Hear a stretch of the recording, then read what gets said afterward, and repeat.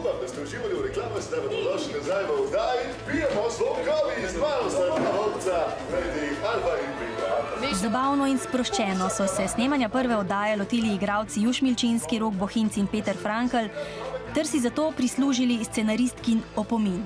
Lepo, da ste sprobali novo furo, sam enkrat lahko, pa ne več. A kljub lahkotnosti na snemanju bo Osvežilna fronta obravnavala tudi povsem resne teme, ki zanimajo mlade. Predvsem skeče, kreativne ljudi, ki bojo predstavljali, kaj počnejo, zanimive teme, tabu teme, teme o ljubezni, odnosu, seksu. Pretehtali smo, katere teme bi mlade lahko zanimale.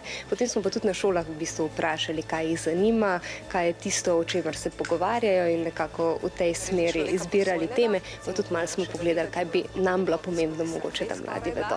Živa, to je Žiga. In to je Vid. V oddaji Osvežilna fronta bo imela rubriko Mesto zločina. Hodila bova po različnih koncih Slovenije in odkrivala, kakšna je bila scena nekoč in kakšna je scena danes. En izmed naju bo ostal v sedanjosti, drug pa bo šel v preteklost in raziskoval, kakšna je bila scena takrat. Pravijo, Da je Mesto zločina dobra rubrika.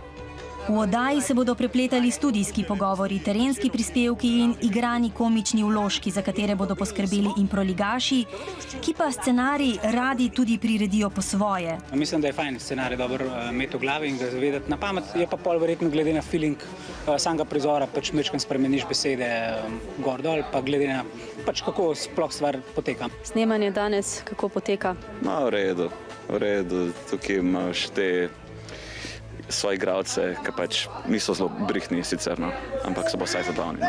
A ste vi čez mešani? Ne morate ga Grozni so, res so grozni. Težko jih je krutiti. So pa odlični igralci in improvizatorji. Torej, pozor srednješolci, Osvežilna fronta vas bo prvič zajela 17. oktobra, točno 5:30 na prvem programu naše televizije.